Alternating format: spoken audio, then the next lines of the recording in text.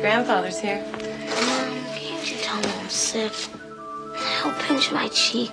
I hate that. Maybe he won't. Hey, how was the sickie? Huh? I brought you a special present. What is it? It was the book my father used to read to me when I was sick, and I used to read it to your father. And today, I'm going to read it to you. The Princess Bride. Not just your basic, average, everyday, ordinary, run-of-the-mill, ho-hum fairy tale.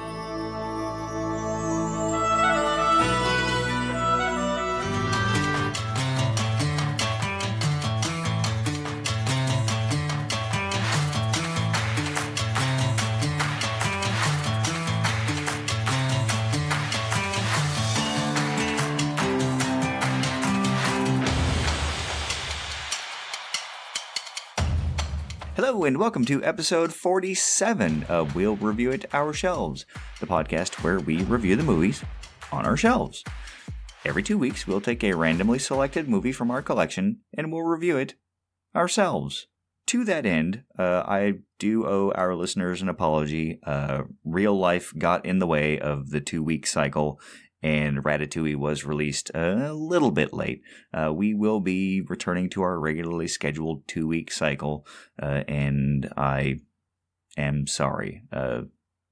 What actually happened, I will not put out on the podcast, but let's just say life got in the way, and the episode was delayed.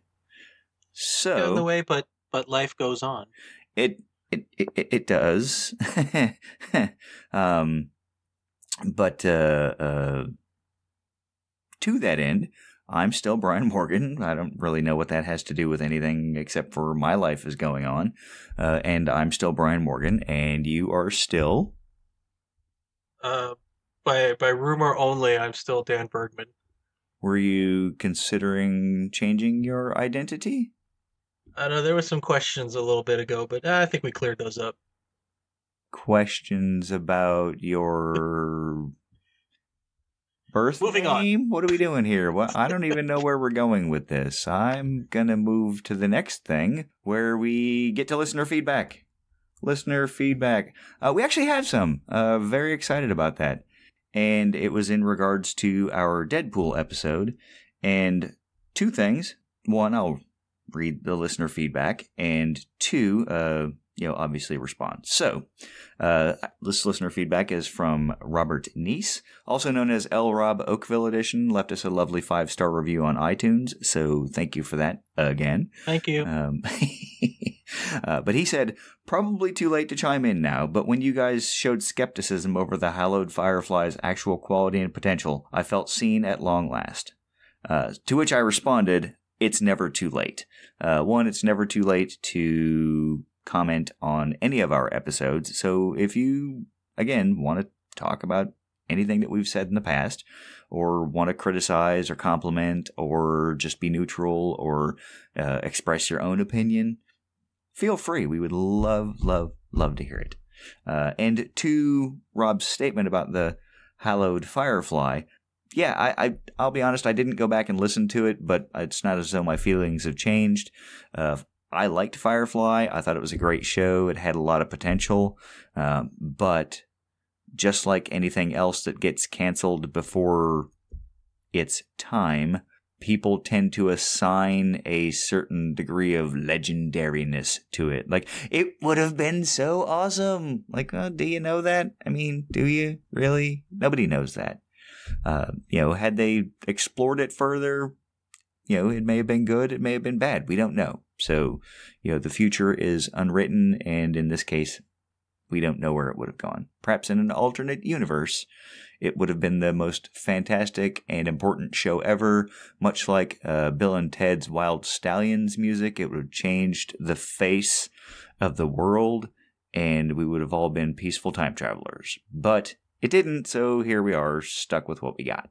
What do you think, Dan? I think that there is a way we could know, seeing that they have proven that there are parallel universes, and if we just find a way to travel between them, we can find one where it wasn't canceled, and they can tell us how it went.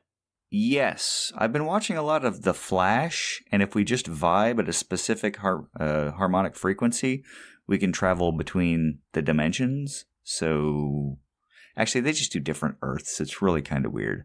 I'm not sure they're following the parallel Earth theory, but they do time travel a lot. So, maybe we could write the CW and have them create an entire episode where they go explore that. Not really sure that's going to work. 2 different production teams, 2 different entertainment companies, but whatever. It's all good. And we also have, and I'll leave it alone, the standard spate of spam voicemail, because once again, I have not put that phone number on the do not call list, which I don't think works anyway, because I put my home phone and my cell phone on there, and I still get calls, so not really sure what good that's doing. Made me feel good at the time, though. Although we have moved past medical grade braces, and I would like you to know that now is the right time to purchase the extended warranty on your vehicle. I know this because I've been told in voicemail about 6 times. I can still get medical grade braces, and I think I might need a loan. I'm not sure. They offered me one, so I think it was like free credit, debt, something. Go get a consumer debt reduction loan or something. Dan, you can listen to those too. You know that, right? I choose not to. It's probably for the best. Only one of us should have to suffer. Yeah, and I vote for you. Thanks for that. Okay, so with our listener feedback out of the way, again, we will provide you with places to contact us and give us more than just robocalls and crap like that at the end of the episode. Moving on to our next segment. Dan, do I really have to ask how this got on your shelf? It's a matter of formality and protocol. It's a segment in the episode. We have to do it. And again, I gave it the obligatory, how could it not? It's The Princess Bride. I think, this is one of those movies where if you don't know what we're talking about, then it's most likely you have never even heard of it. Yes, and I usually hate to be that sweepingly general, but I think that this is a movie that, hyperbolically speaking, everyone has seen at least once. And when I say everyone, I mean, like American movie-going consumers and, and a few others. This is where you would throw in that clip of Gary Oldman from Leon the Professional going, everyone! Anyone with access to a screen that plays moving images has seen this movie. That's right. It's the one time I will be that wide and that general. It's The Princess Bride. Going back to what you said, how can it not be on the shelf? I'm going to make a statement. And this is one of those times where I make a statement and I will stand by it 100%.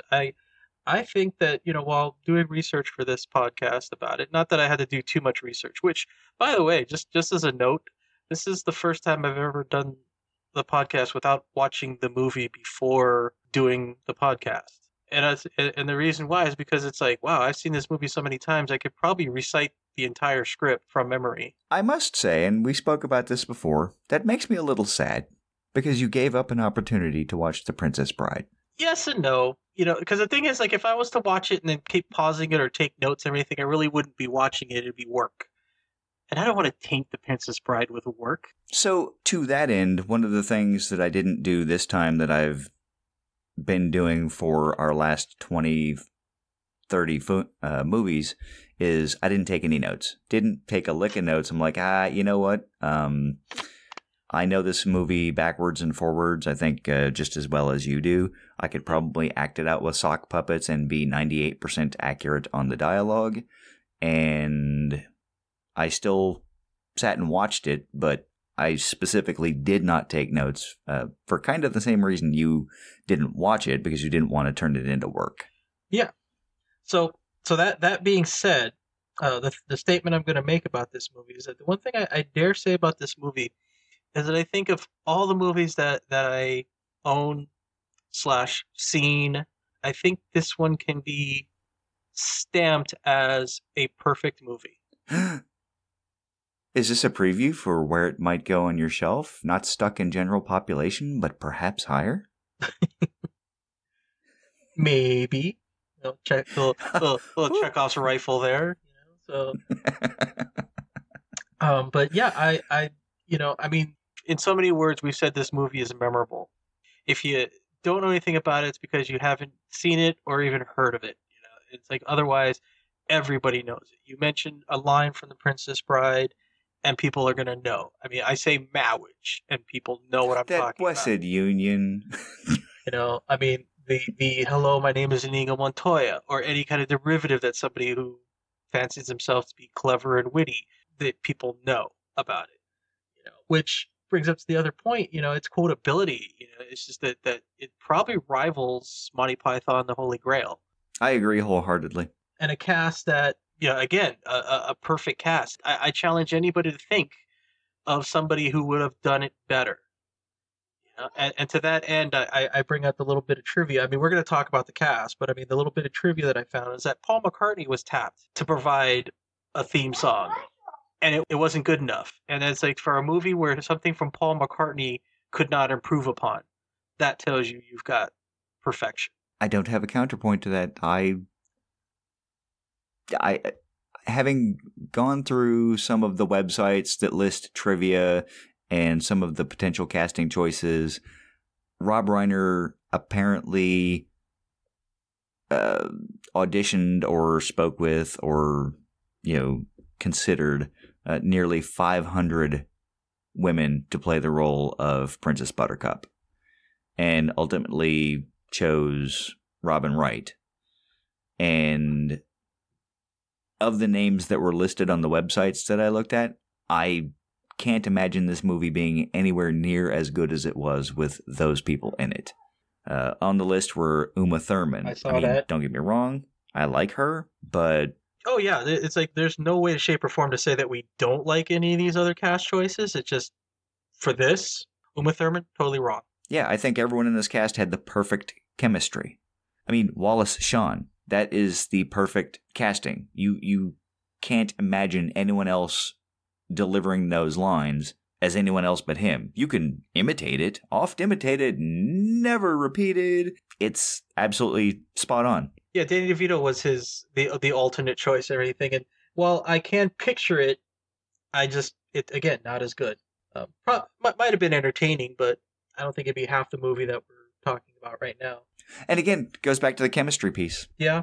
I am curious, though, one of the other names that came up was Carrie Fisher for Princess Buttercup.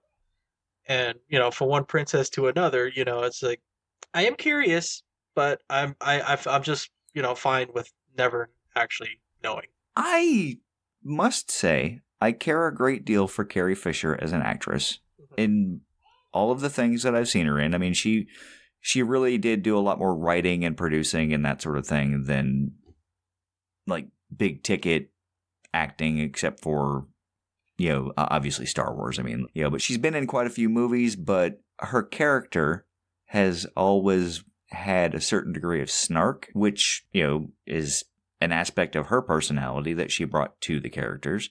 And I don't think that she would have been the right person in this movie in that role.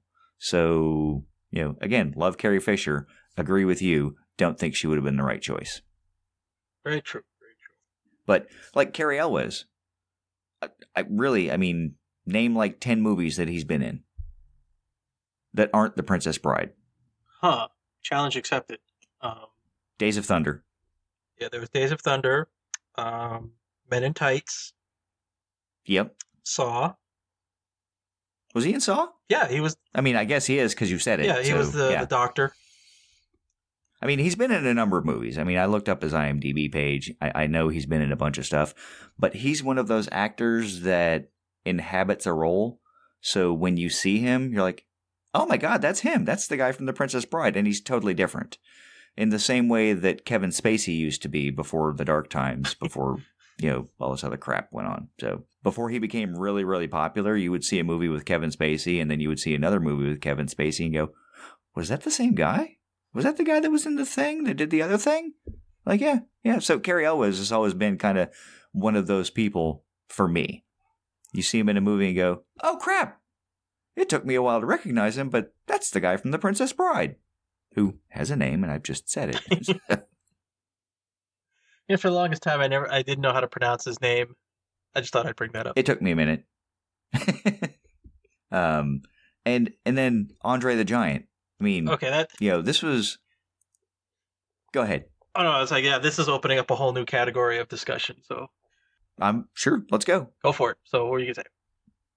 Well, I was gonna say Andre the Giant. You could have picked any wrestler or any large person to play that role, but Andre the Giant had such a great personability in this role, and he really was, from what I understand, just a really nice guy. I mean, never mind the wrestling villainy thing. It's all, I hate to spoil it for those of you, but wrestling's kind of fake. It's acting. He's a performer.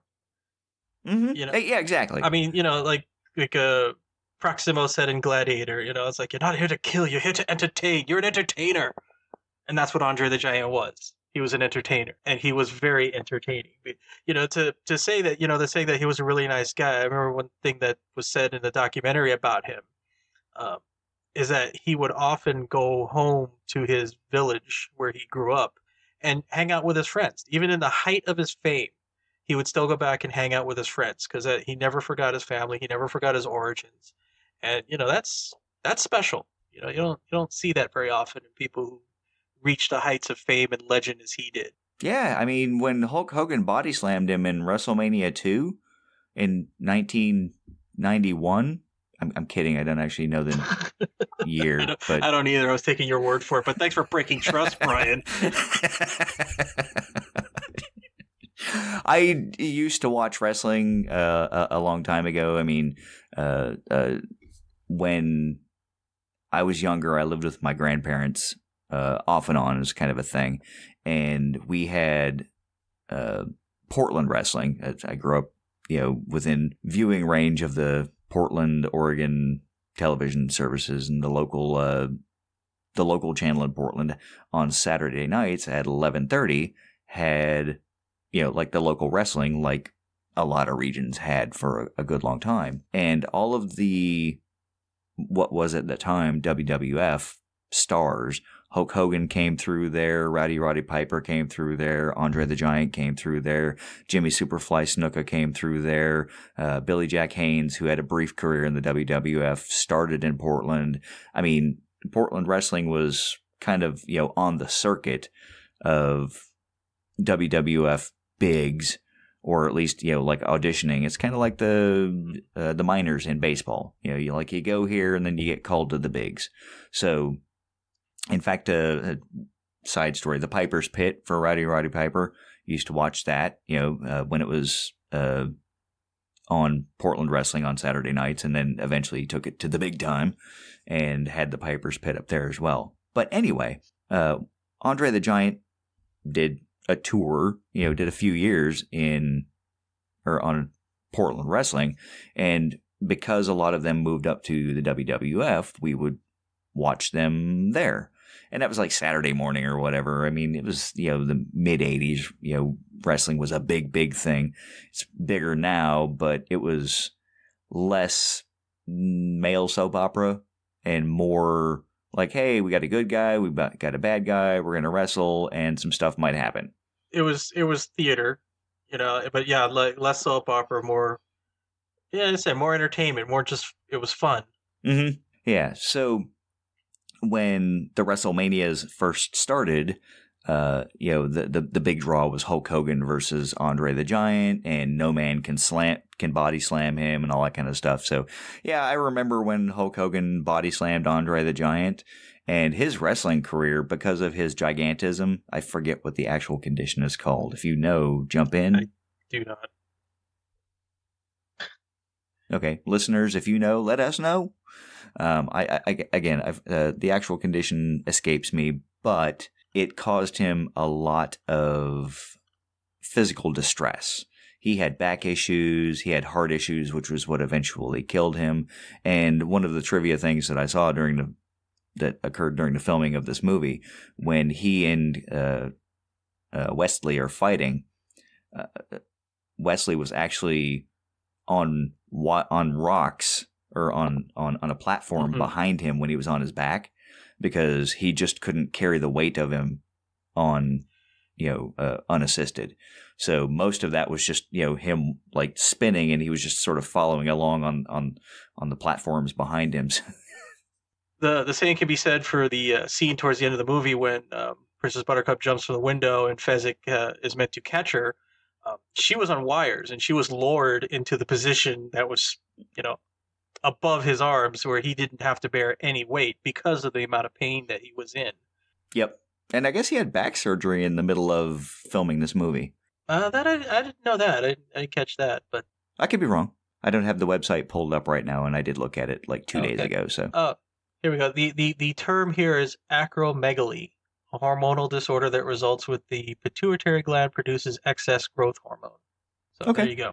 There we go. Found it. Quick little search. Yay, Google. Google, it's your friend. But the thing is, even though we could really, what's so funny? That's Google, that blessed search engine.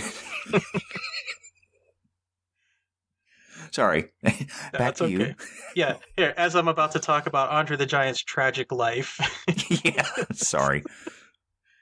No, but he did have, kind of a sad story. I mean, if you ever see the documentary about his life, we watched, Nina and I watched that. It was great that he had such fame and that he did have bright moments and everything, but it was very highly tempered, again, by the pain he went through, and not just the physical pain from his condition, but kind of the mental anguish, if you'd say, for being Andre the Giant. Because the one point that the documentary made that he suffered from was that anybody else of normal stature can disappear into a crowd and they can be anonymous. And that just wasn't in the cards for Andre. No matter where he went, everybody knew that's Andre the Giant. Just getting around was difficult for him. I mean, just flying in an airplane was an ordeal for him because, obviously, you have to get the 2 seats. But, man, if he's on a long flight and he had to use the bathroom, he couldn't use the bathroom on an airplane. Yeah, because it's super small. Super small. So they had to curtain off a section of the airplane, and, he had to go through the humiliating process of, just peeing on the outside, behind a curtain. That was his life, and the wonderful thing about The Princess Bride is that this was such a bright point for him, because the cast, saw him as just a really nice guy and an equal. And it was, Andre said, it's like it was such a great thing for him to work on this movie because, as he put it, nobody looked at him. Because, he was just another member of the cast, and he had so much fun doing it. And it's, to have that associated with this movie, it just adds to the perfection.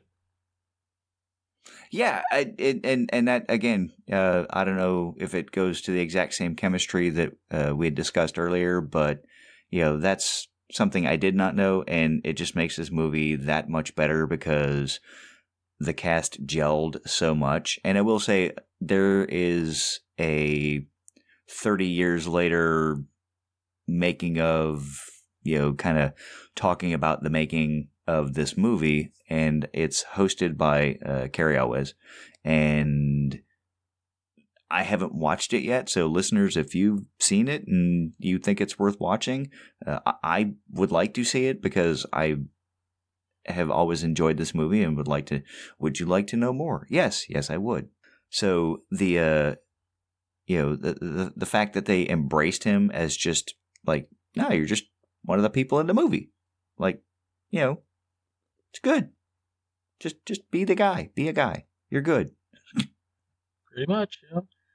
And it's kind of neat to think about the other people who could have taken his part.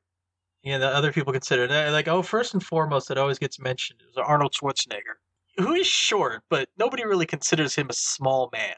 And he has an accent, which, in our American sensibilities, people find entertaining. And like Carrie Fisher, I am curious to see how it would go, but I'm perfectly okay with never knowing.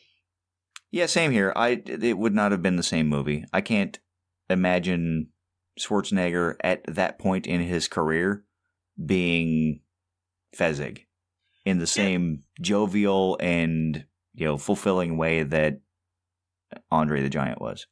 Yeah, I mean, even Schwarzenegger in Kindergarten Cop, I don't think had the quite endearing quality that Andre had. personability. It's just like I said, the chemistry was just so different. Was it the other consideration was Lou Ferrigno? Interesting. Okay, that one I might be able to buy more, but I haven't seen him in a lot of things outside of The Incredible Hulk and, oh my god, what was that ambulance show that he was in? The Golden Hour? I honestly don't know what you're talking about. It was the mid-'80s, and he was in one of those paramedic follow-along drama kind of things called The Golden Hour, if I recall correctly. And he's deaf, or mostly deaf. I mean, he's very hard of hearing. And his voice, I guess he always was self-conscious about that. So that's why he didn't mind playing the Hulk, because he didn't actually have any lines. And the show didn't last that long, so... I guess not, because I've never even heard of it. I have a... what's the word I'm looking for here? Wide range of television shows that I've experienced in my life. Doesn't mean I liked them. I just remember that they existed in the universe. Mm-hmm. My grandfather, I think he watched that show for a bit. So, what the hell is the name of that show? I'm sorry, listeners. I am on the Google right now, and well, he was in The Fall Guy for it was called Trauma Center. And it lasted 13 episodes and got canceled. So, not that good. And if I recall correctly, it wasn't that good. So, it was 1983. So, yeah, there you go. Little bit of Lou Ferrigno trivia that has nothing to do with The Princess Bride except for the possibility of him being cast as Fezzik in the movie. Pretty much. But, yeah, so... speaking of casting, one of the other things that I saw of note was Mandy Patinkin. This is the only thing that I really, really identified him with for a good long time.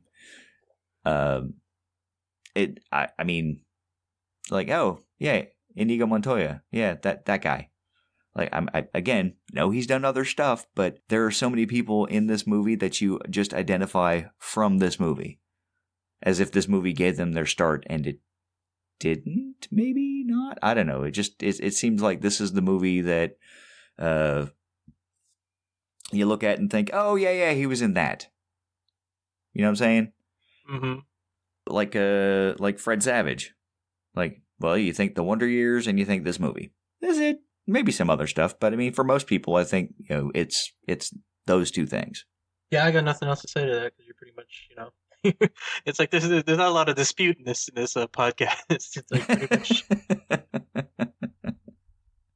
Am I going mad? It's like the best movie and probably our most boring podcast because there's no conflict. It's like who doesn't love the Princess Bride? It's like maybe we should have found did like a thing. It's like if you don't like the Princess Bride, come be a guest in our podcast and give us some counterpoints. Yeah, and let us know why you don't like it. I think there are some people that don't like it because it is, I don't want to say campy, but it's campy. I mean, it's kind of over the top, like classic romance kind of thing. It plays with the trope a lot and makes it entertaining. Was it over the top? Because, I mean, to have such universal appeal could have been that much over the top. It probably skirted right perfectly along that event horizon that made it perfect. I don't know that the two things are indistinguishable because it can be so far over the top that it's fantastic. And, it depends on what you're going for. Like Batman 66, with Adam West and Burt Ward and Yvonne Craig and all those folks. They knew they were going for camp, mm-hmm. and they took it to an extreme, and it still lives on in our memory as the campy 60s Batman show. Yeah, but at the same time, I mean, it's like, I don't know, maybe not much of a comparison, but it hopefully illustrate the way I feel. It's like when people say a bumblebee does not obey the laws of aerodynamic physics. Yeah, it does, okay, because it flies. It does, you know? Yeah, it must. You're going to have to figure out some Yeah, physics. okay, maybe it uses a different formula, but it's still following the laws of physics, you know? It still generates lift, it flies, you know? The Batman series, it was pure camp. But, you know, there are movies that are campy that are very well forgotten and people don't like it. So that I can consider was like, yeah, that was over the top, so much so that nobody really liked it, nobody really remembers it. Yeah, except for like the cult classic movies. So, and this is where I'm going to make a comparison to one of our previous episodes, Killer Clowns from Outer Space. That was camp. They knew it was camp. It was over the top, but it wasn't over the top, or it was so over the top that you either liked it or you didn't. Yeah, and to that end, I will agree, because it doesn't have an appeal for everyone. It's not even close to being a universal appeal. It is a cult classic. It takes a special mindset to appreciate it, and like I said, to that I will consider it over the top. Yeah, and for The Princess Bride, I think the comparison then becomes, or at least the statement then becomes, this movie is over the top, but not so over the top that it's not approachable by a wider audience, that if they don't love it, they at least enjoy it. And that's why I say I think it happily skirts the event horizon. The Event Horizon, which was a crappy movie, by the way. I don't own it. We're not reviewing it, so there. I own it, and we may. Oh, God damn it. Finally, some conflict. We must introduce the conflict. So anyway, back to The Princess Bride and Mandy Patinkin, which I think was what started this whole thing.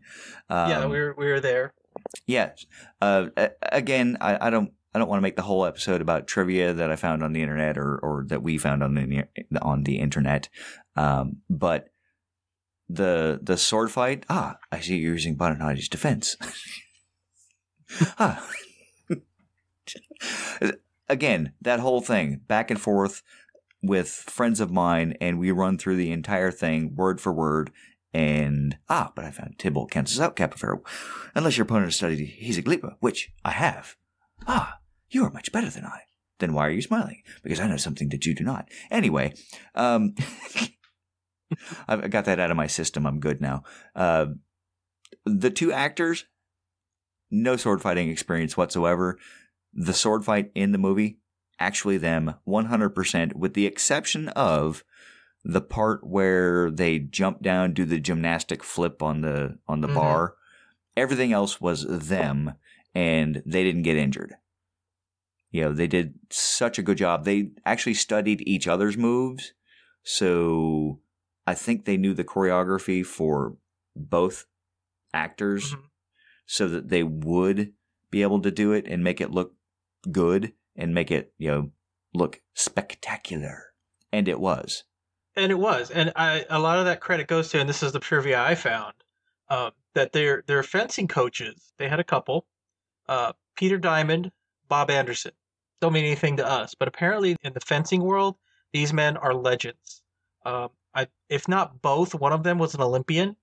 They are known for coaching sword fights from several Bond films, the lightsaber fights from Star Wars. Okay. The short sword fight that was meant to be, but ended up being Indiana Jones shooting the swordsman, but he choreographed that sword fight.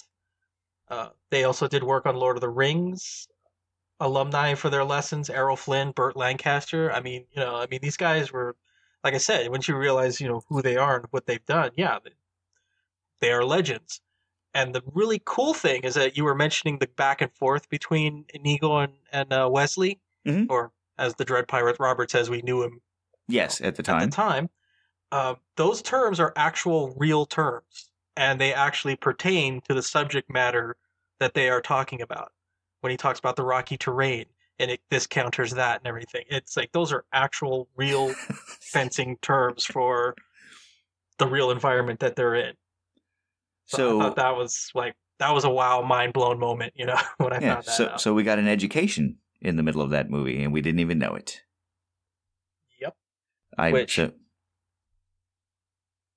go ahead. What were you saying? No, go ahead. No, I was going to say, so Tybalt does cancel Capoferra. Yes, it does. Unless your opponent has studied Hesyglipa. which I have. Okay, and we're done. Okay. For now. For now. Again, But, just real quick, going back to our Monty Python episode, Monty Python and the Holy Grail, not the whole of Monty Python's works. Yeah, we tried really hard not to make that episode a quote fest. I'm not trying as hard this time because, I do what I want. Boom. Yeah, I do what I want. Talk about quotes though, and on the subject of Mandy Patinkin, he has been stated that when he sees fans who recognize him, he'll hear that "Hello, my name is Inigo Montoya" at least twice a day. Mm-hmm. It's just like wow, But for me, I'm not discounting the line. My opinion, I think it's so used up that it's kind of cliched. If I have to say one relatively negative thing about that's related to this movie, it's that it is overused. There are other lines of his that I like a lot better. I love, and I do this line often. I wouldn't say every day, but when somebody does something and I'm like, "Who are you?" No one of consequence. I must. Yes. Get used to disappointment. Get used to disappointment. Yes. I love Inigo Montoya's storyline. I think that's one of the most fascinating aspects of the movie. And when Westley offers him the opportunity to become the Dread Pirate Roberts, he's like, oh, well, that makes perfect sense. Because his line, "I have been in the revenge business so long. Now that it's over, I don't know what to do with the rest of my life." It's like, oh, well, you got a perfect out. That's amazing. Let's go take care of this. It's brilliant because it shows an aspect of humanity that is taken to its extreme. And there are so many people that stay focused on a thing like work. You see people that spend their entire lives work. And then when it's time to not work, they don't know what to do. They're like, I defined myself by my job. And now that it's not there, I don't know what to do. Or they use it to hide away, if you will, their we'll call it true feelings, or their innermost thoughts and feelings. And then when they don't have that shield anymore, they start looking at who they are and trying to figure out what the hell's going on. And it can be life-changing. So, yep. I mean, it just, that actually just sort of, that whole thought sequence just sort of popped into my head. But my lack of response shows that this show is not entirely rehearsed. So, well, I mean, we talked a little bit to our listeners. We do occasionally talk about like some of the topics we're going to talk about, but we don't script this out. We don't really outline it out. We kind of go with the flow, sort of stream of consciousness almost. Yeah, well, to quote Inigo Montoya again, let me tell you what's going on. No, too long. Let me sum up. Exactly. Let me explain. No, this is too much. Let me sum up. And again, things I say all the time. Mm-hmm. That's another one I use often too. Let me sum up. Yep. My Christy going to work. The girls going to school. Like, have fun storming the castle. And occasionally Christy would say, "Do you think it'll work?" I go, "It'd take a miracle." I mean, there's so much fun in this movie, and so many situations in life where quotes will fit and appropriately, unlike some movies. Oh yeah, the one I use most appropriately though. Actually, this is the one I use the most. Everything where he goes, "I only work for Vicini to pay the bills," and that's what I do. It's like, why do you, if you don't like working as a paramedic anymore, why you do it? It's like, I work this job to pay the bills. Yeah. One of the ones I have a hard time trying to fit into anything is "To the Pain." That whole scene where it's like, "No, your ears will stay, so that you will hear the screams of every child that has to look upon your ugliness." That's a hard one to fit into a conversation. That is a hard one. Maybe we can fit it into Trump's impeachment trial. I don't know. Oh no. No. You can cut that out. But So the rest of this, I mean, again, Rob Reiner directed this. Mm-hmm. Rob Reiner, who he'd been directing for some time, but really his biggest, most famous role, and still is for the most part, amongst the people that know, I guess, is Meathead from All in the Family. Yeah, it's funny you say that, yeah, because I put in my notes and everything, because, if we want to talk about, him and his role in this movie and everything, I put in my notes, Meathead saves the day, because he was the one that actually got this movie rolling. Yeah, God, and bless him for getting this done, because I don't know that our lives would be the same without this movie. I mean, again, time travel, alternate universes, whatever, we could figure that out. But, yeah. Yeah.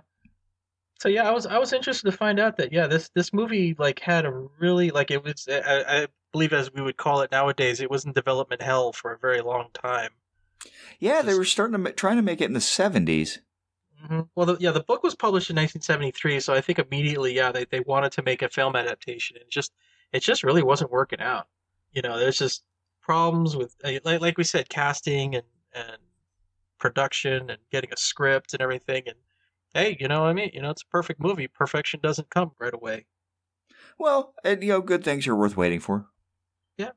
Well, and that's the thing. I didn't even know I was waiting for it. Hey, here it is. But the author who wrote the book, man, talk about variety of subject matter. He wrote Marathon Man and All the President's Men, Butch Cassidy. Just quite a range in the spectrum of genres there. It's funny. I was talking to listener Jeff the other day. For our listeners who don't know listener Jeff is an author, and he was talking about the books that he writes. Now, his books will fit primarily into two categories: science fiction and military thriller. But one of the things that he specifically spoke about that was prompted by what you said was he never writes the same book twice. And when I say that, and when he said that, what he meant is each book is different in pacing, in story, and yes, some of the same characters are in there from book to book. I mean, it's kind of a series piece for his military stuff and even this sci-fi stuff. So, yeah, you have the same characters, but they're not always doing the same thing. And I said, well, isn't that like life? I mean, we spend, a few years doing X and a few years doing Y, and, we grow and change throughout our life, and every event in our life doesn't happen at the same pace. So it's really slice of life writing. And I'm not trying to promote Jeff's books, although if you're interested, they're on the internet at the Amazon and all that. And but I like that concept because unlike some other authors that I have read one or two of their works and then generally tend to categorize them as, oh, it's the same book, just different names. They're paced the same. The interactions are pretty much the same. Really, and my apologies to Danielle Steele. She has written a lot of books and, gotten a lot of accolades and that sort of thing. But when I read her books personally, they seem to be the same thing over and over. It's like, I used to make the joke oh yeah, you just, run them through the word processor, hit Control H, which is the keyboard shortcut in Word for a find and replace. You just find a name, change it to another name, and, change all the names of your characters and the city, and boom, you're right out the door again with another book. Yeah, my dad, in the time before word processing, before Microsoft Word and all that, he used to say of authors like that, they had a wheel. So as they're writing a sentence, his name was Bob, and it's like that's how every book was written, and it's just and he was a clerk, it's like otherwise every book was the same, just Mm-hmm. hacks we used to call them. Yep. Yep. So, I mean, again, I mean, Danielle Steele's probably, made a hell of a lot more money writing than I have. So, I'm about to say, she's successful, so you can't argue with that.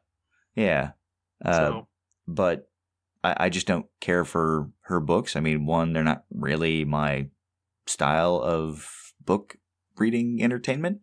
And two, again, what I have read tends to be the same thing over and over again. So, unlike this book, and I'll be honest, I haven't read the book, but this movie, again, has the happy ending, has the good guy, the bad guy. I mean, it's very simple to figure out who's who in this movie. And even Wallace Shawn and Andre the Giant, Mandy Patinkin, you're like, oh, wait, no, those two are like, they could be good guys. They're just, I just work for him to pay the bills. When you hear that, you're like, oh, yeah, that's going to change. Like, okay, cool. He's a questioning deep kind of person. And Andre the Giant, as this behemoth, is just like making rhymes and, trying to be witty. Like, you're not really fitting the giant stereotype. What's up with that? Yeah, that whole dynamic that you saw initially when they're doing the rhymes, and it's like, these are not typical villains, and that they, hey, they're friends. They're actually pretty cool friends. I might actually like them. Yeah, and then you end up liking them. End up liking them a lot. Yeah, except for, the Sicilian. Yeah, what does that say about Sicilians? Yeah, I still to this day have not gotten involved in a land war in Asia, so no, or a battle of wits with a Sicilian when death is on the line. Exactly. So I have followed the advice of the movie to a T. And I'm not about to start. So. No, I'm well aware. Because I have not inoculated myself, if you will. I have not taken iocane powder for years to build up an immunity. So, I got nothing. See, we didn't quote it per se. We just referenced it. But one of the other things that I love about this movie is the romance. And I know this is not a stereotypical romance, but that earned unconditional love. Wesley loves Buttercup unconditionally until, he thinks she betrayed him or, just dismissed him as soon as he was gone. And when he finds out that she didn't, and she pushes him down the hill, it's like, as you wish. Like, oh, wait, no, hey. It's about what he says he needs to live for, and that's true love. It's corny, but I love that about this movie. I'm gonna say it may you may think it's corny, but I don't. There's a lot of people I know that talk about this movie. They really didn't sense that it was corny. They saw it as like, wow, that was really cool. Well, and that's what I was gonna say was, I mean, some people think it's corny. I'm a hopeless romantic at heart. I mean, it's sometimes difficult to express, but I want to believe in true love. I want to believe that is a thing that exists, and this movie captures that magic. Yeah. Yes. I mean, it's a very noble cause. What he said was to play. Sorry. Which we all know. To bluff. You were probably playing poker. It owes you money. Yeah, exactly. It. Sorry, I was going to go for a nice MLT, but that's all right. But and now I will say the one thing that I don't like about fairy tale endings is the idea that and they all lived happily ever after. As this movie shows us, true love still requires work. Because until they weren't communicating, Wesley was angry with Buttercup. And, Buttercup thought he was dead, so she wasn't really angry. But, there must be the communication and there must be the understanding that I'm doing this for you. I don't think I said what I wanted to say properly, but the idea being, had they simply spoken in the first place, we really wouldn't have had this issue. Okay. You seem strangely quiet. Do you disagree? No, I don't disagree, and that's why I am quiet, because if I had disagreed, I'd have... We need more disagreement on this podcast episode.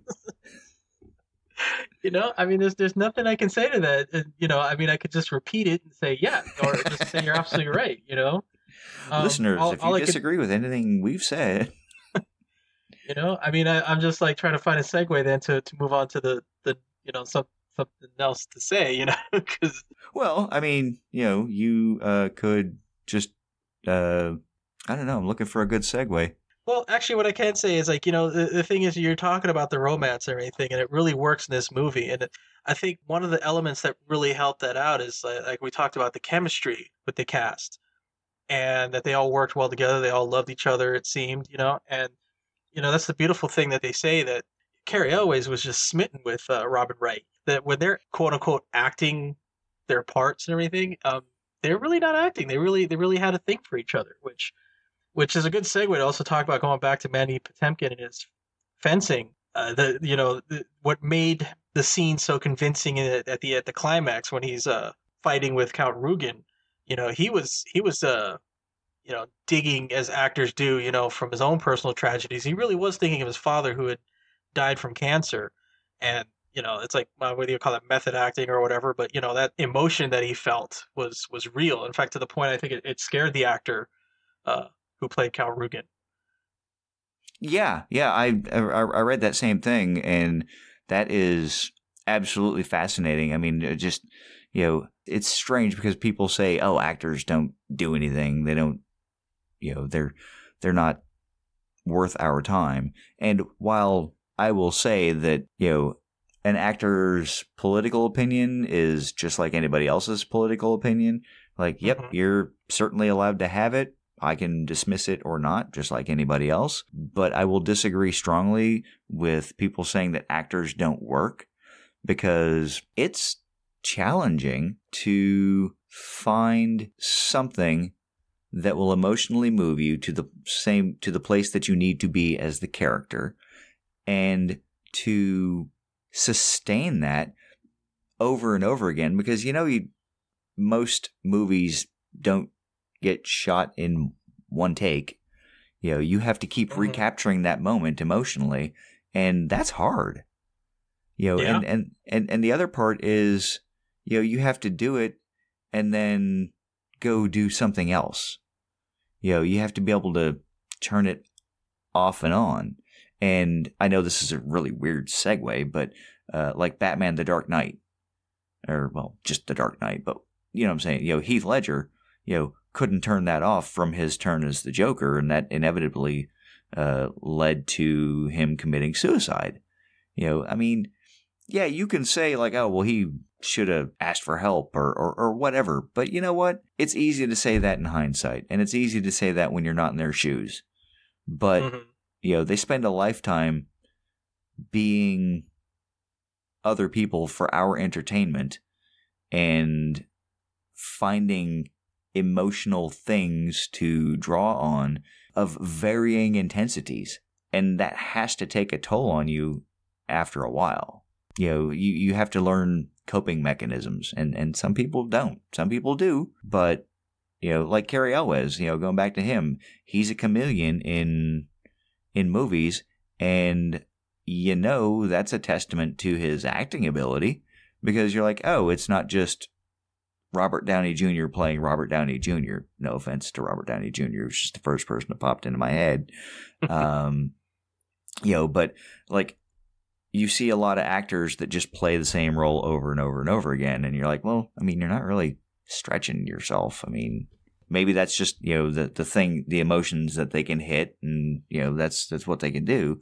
I, for one, appreciate the actors and actresses, and, whatever term we're using, that can go beyond what we're used to seeing. Yeah, but I think this is where we're going to have the closest thing to an actual disagreement on here, though. In this movie, though, you did have an actor who really didn't have to dig very deep. That's Billy Crystal. Oh well, okay. Apparently, he just went in and did Billy Crystal, and everyone loved him for it. And again, it's perfect placement because that's exactly what the role needed. But yeah, he really didn't dig very deep.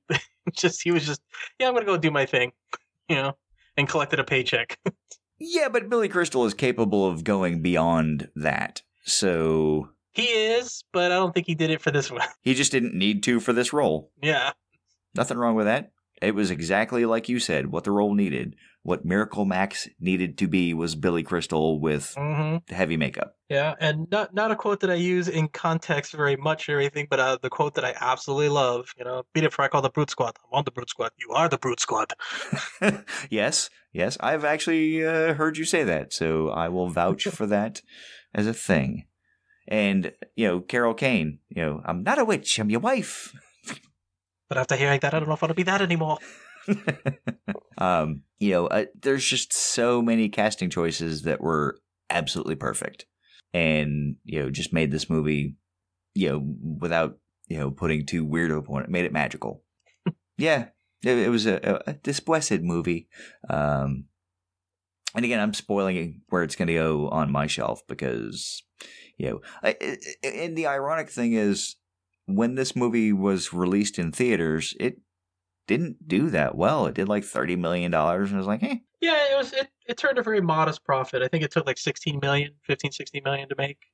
Yeah, and then when the VCR came out, God bless the VCR. For without VHS. it... Yep. Yeah, well, I think we've had this conversation before about the format wars, so I'll make it quick. VHS won because, one, you could fit more movies on it, and porn. So, there.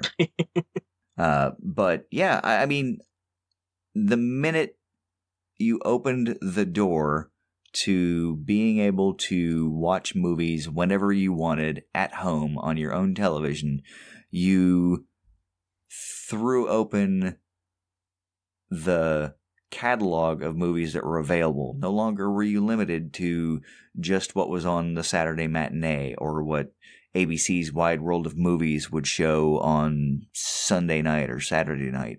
It was a fantastic new realm of possibilities, and The Princess Bride was exposed to so many more people because instead of paying, $3.50, $4 to go to the movies at the time, you could pay $3.50 and the whole family could sit around and enjoy it together in the privacy of their own home and laugh at the jokes and, jump up and down and do all of the things that you could do together, and you didn't get that experience in the theater. Now, don't get me wrong, I love going to the movie theater. There's something about watching a movie premiere with the right crowd, and you've expressed that before as well. They laugh at the right times. Somebody might say something, and usually you're wrapped around the axle like, shut up during the movie, I'm trying to enjoy this. But they hit the moment just right, and the entire audience erupts in laughter or something. And while I think you could get that from this movie, giving it a chance to be exposed to more people at a more approachable price and in the privacy of their own home has given this movie the legs that it has. 30 years later, we're still talking about it. We're still loving it. It'll last for another 30 years, another 30 after that, in my opinion. And it should. It deserves it. Which kind of really supports one of the things that I've it's actually a relatively new development in my psyche and everything. But, for a movie to be great, it doesn't need to be a best picture. I don't even know if this even got nominated for, actually, the song got nominated for best song or something like that for a movie. Everything, but not an Oscar noteworthy movie by any stretch of the word. But here we are. We're talking about it. We're giving it such high accolades. It's a classic that's going to live on for a very long time. Do you even know what movie won Best Picture that year? Nope. Huh? Yeah. You? Nope. Not offhand. I'd have to look it up. I'm sure there's experts, people who are movie nerds more so than we are, who do know, but it's not as common knowledge as The Princess Bride. So. And on that note, the Oscars, as of this recording, were recent. Mm-hmm. And I had seen a number of the movies that were nominated for Best Picture. I hadn't seen them all. And I usually look at the list of Oscar-nominated Best Picture movies and go, yeah, I was kind of interested in seeing that. I didn't really care about that one. But I've seen movies that were nominated for Oscars and thought, I didn't like it. I don't see what you're talking about. I'm not sure how this even got nominated. You know, that the Oscars, to me, are not the end-all, be-all. And again, as we've discussed on numerous episodes about at least my intent with the 5-shelf rating system is, one, do I think it's a good movie? And two, does it hold a special place in my heart? And again, I don't think it's any surprise that this movie is going to go on my top shelf. So when we get to the part where we say that, I'll just go, yeah, top shelf. Said it earlier. Did you miss it? I don't want to rewind. But it goes there because I love this movie. I love it because it's fun. I love it because it's quotable. I love it because it is a movie that, I can watch with friends and I can have a good time. I can watch with my wife and kids and have a good time. I can watch with anyone. Like being on deployment, you throw it on the TV, you're like, oh, Princess Bride, walk in any minute in the movie and go, we're here. This is what's next. This is what's next. This is what's next. Okay, I have 47 minutes left in this movie. I mean, not that specific, but okay, yep, I've got enough time to finish this. I'm good. Or you can just see that brief snippet and then walk back out and still feel as though you've experienced the entire movie because there's so much humor throughout. You're like, yeah, no, I'm good. I'm going to be smiling for the rest of the day. So that's for me why this movie goes on my top shelf. I know we could talk about this movie for a while longer, but we could definitely spend a day talking about each and every cast member because part of me feels like I should, but at the same time, we don't really have to. We know who's in it. Hey, we'll just give him his mention. The clergyman. The albino. We could talk about them for so much longer. But again, it's like this being the perfect movie. We don't really have to. We acknowledge that they were part of it and they helped make it what it is. Yeah, absolutely.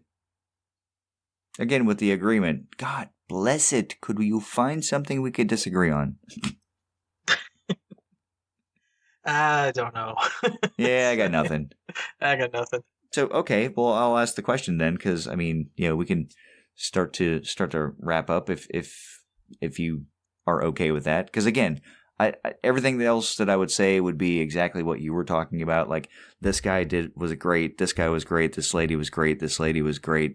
This whole thing was great. This scene was great. And I don't necessarily want to do that. This is for me a fantastic, just wonderful, romantic, comedic, fantastic movie. So, well, there is one other thing that I want to talk about. It's just about a little detail, and if you don't mind, no, absolutely. I've been watching a lot of YouTube channels that talk about movie making and really looking at different nuances and looking at movies that even movies that I have. Obviously, I thought they were good, but just thought, okay, yeah, this is an entertaining movie. I'll just bring up a random example because of the most recent video I watched. It's like there was a movie called 1408. And I thought, it's about the room? Yeah, the room that's haunted and everything. And I thought, yeah, it's a scary movie. It's fun. I like the premise. I like the actors. And I didn't think very far beyond that. But then I watched this commentary about how it is an expression of the various stages of grief. Mm-hmm. Where there's denial, then there's bargaining, and yada yada. And I'm just like, wow, I never looked at it that way. And now I watched that movie with a different set of eyes and a different understanding. And I've been doing that with a lot of movies, watching a lot of these different commentaries. And The Princess Bride, although it really didn't change my perception of the movie, it did give me another wow factor because there was an aspect of it that I never saw. You just kind of accepted it. And again, it's the scene with Westley on the castle cliffside fencing duel.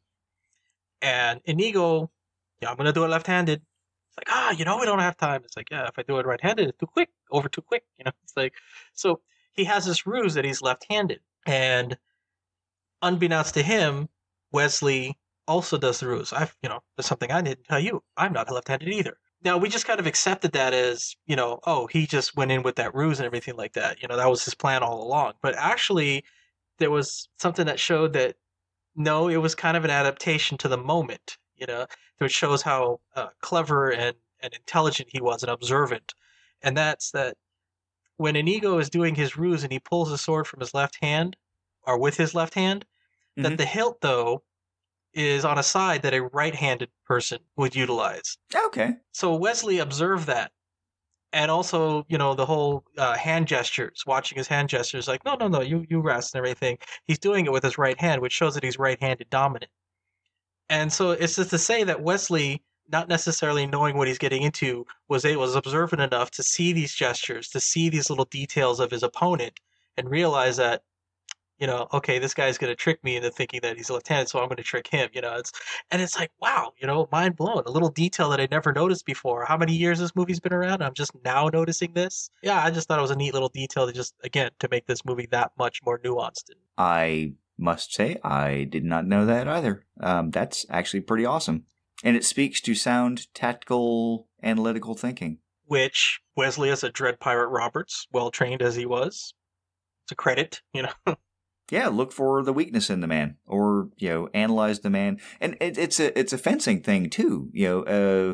What foot are they putting their weight on? Because if they overextend, then that's when you go in for the point shot or whatever. So it makes perfect sense in any sparring, dueling sort of competition. Like Christy teaches Taekwondo, and when they teach sparring, it's like, watch the body, watch where they feint, or watch what they're doing with their feet, because that will give you an indicator as to what their next move might be.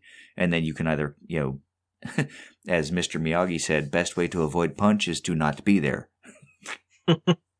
Which the advice I could have used when I broke my arm while sparring, because I went to block the kick instead of not being there for the kick, and ended up breaking my arm. So, yeah. I wasn't watching what he was doing. I just went to the block and, snap. But anyway. That's funny, talk about, certain martial arts training too. It's like, I am not trained. I am not trained in any martial art. I did have a few informal lessons on sword fighting from a friend of mine when I was living in Santa Cruz. Mm-hmm. But the thing is, like, I remember when we used to spar with his friends, and it was kind of flattering for this to be said of me, was that, wow, he's a really effective fighter because he has absolutely no training. And it wasn't 100% true. I mean, I had a little bit of training. I was able to dodge and block blows, with my sword. But because I wasn't trained in technique or anything like that, they said it was very unpredictable. So I would block and then just, okay, this seems like a point to attack or whatever, when they were like thinking, oh no, there's a follow through that he should do. And I was like, nope, I didn't follow those rules. So. Yeah, I think it depends on the thing that you're doing. True. I've heard that sort of thing before. It's like, yeah, it's the unpredictable ones that are hard to figure out because, I figured that, Tipple cancels out Capofera. Like, oh, well, you already know that's what your opponent's using. So you know the move combinations and you know the sequences and the rhythms. Yeah. The qualifier of that, though, is it didn't take long for them to figure out how to counter the unpredictability. So not saying that's a viable substitution, but it worked for a while. It might work once, but it's not going to keep you alive. Maybe just long enough to run away. Yeah, run away! Oh, look over there. And what? We're back to my... Look, we're mixing and matching our movie quotes. That was awesome. But again, goes to the quotability of the two movies, of our two top most quoted movies. I think I know I can say that. Can you say that this and Monty Python and the Holy Grail are in your top two list? As far as what now? As far as not necessarily quotability alone, because there are plenty of other movies that I quote, but quotability and volume of quotes. Yeah, it's definitely, yeah. I think I would put this among the top movies of that. I think of all the movies that I do love, that this one is quoted the most. Yeah, this is, if not the top, it's damned close. Listeners, I'm sorry, I didn't mean to say darn in harsher language. We'll have to put the explicit tag on. It'll be the best. Kids, don't quote me. From behind me in that little rocket seat, I hear a little voice go, "Rocket!" Oh, sorry, that was Robin Williams. Anyway, so where would this movie go on your shelf? I mean, general population. We're just rolling the dice. Actually, not quite general population, but in the special shelf of special movies that aren't necessarily part of a genre. They aren't the pinnacles, but they are, special to me. So it's kind of a subgenre of the general population realm, but high up in that rank. Does that make sense? You keep using this word. I do not think it means what you think it means. Yeah, it's a special movie. It's not one of the genre movies. If you were to, in fact, use the same shelving categorization that I do, it would probably be, I would say that's your equivalent to top shelf. Yeah. Okay. Or at least damn near it. I mean, it's a super special movie to you. You love the movie. I mean, I think in 47 episodes, the one thing that I figured out is general population for you doesn't mean what I think general population means for a lot of other people. Where it's like, no, it's just in the middle. It's just a movie I grab. When you say it's at the breaking out of general population, that means for most people, it's like, oh yeah, then that's a really, really good movie. You keep your Disney Pixar stuff in a separate spot because it's Disney Pixar, and that means something to you. You keep your MCU movies in a sequence because it's MCU and you enjoy that, and that means something to you. It doesn't necessarily mean that they're the greatest movies ever. It just means that because the whole series is special to you, it goes in a special place. So I think, again, the way you said it, I translated that as it is one of my favorite movies. It's at or near what I, and from your angle, from what Brian considers top shelf. You know me so well. It's I mean, yeah, we have known each other for 25 years. But okay, well, shoot. I guess now we have to find out what we're watching next, huh? I suppose. What could follow this? I know. And listeners, again, you can contact us at all the places we're going to give you, but this is episode 47, and we are fast coming up on episode 50, and that's a listener request, and our list is shorter than it has been because we've done a couple of random listener requests. So I would really like to push for that, and Dan and I have discussed it. We're not quite sure what we're going to do for episode 50 to make it really special, but 50 is a big number, and it's halfway to 100. It's at or near my age. Well, nearer. Yeah. Well, if I may lend a suggestion, and it's like, I know, like I said, it's a 5-10 place and everything, but if you really want to make it a little special in honor of particular movie events and everything, we could do just a genre expose. And okay. Just kind of just for this one, just say, okay, listeners, we're not going to do your thing, but we're, and one of the suggestions you had, in light that there's a new Godzilla movie coming out, and I just completed the Godzilla collection, which you're also, thank you very much, Brian, helping to make even more complete. We could do a little expose on Godzilla, or seeing that this year we're having Captain Marvel and Endgame and Spider-Man Far From Home coming out, we can do an expose on the MCU. Just a suggestion, something to think about. See if the viewers say anything about that, what they'd like to see or hear.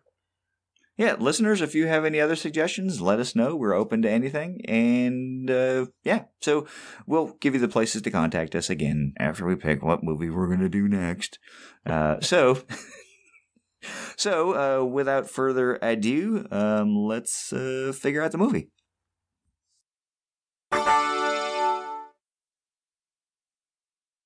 Tin Cup. Huh? Okay, so Tin Cup.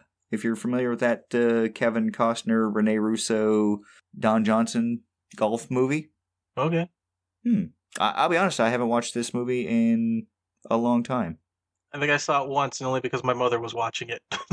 Oh, well, now you're going to see it twice. So there. Yeah. All right. Okay. All right, Tin Cup. Wow. Again, we're Dan. This is advice for both of us, by the way. We're gonna have to get better about our reactions to these because that was like, oh, maybe I can guess where that one's gonna go on somebody's shelf. Like, I don't know. It was a movie that I saw.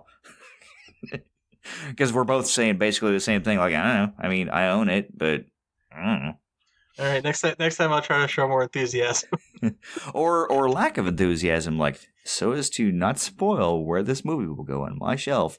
I will simply say, Tin Cup. Tin That's Cup. a movie. And there was much rejoice. Yay! And they were forced to eat Robin's minstrels again.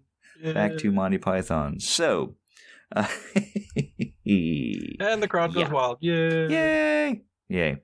Yeah. Interjections for excitement,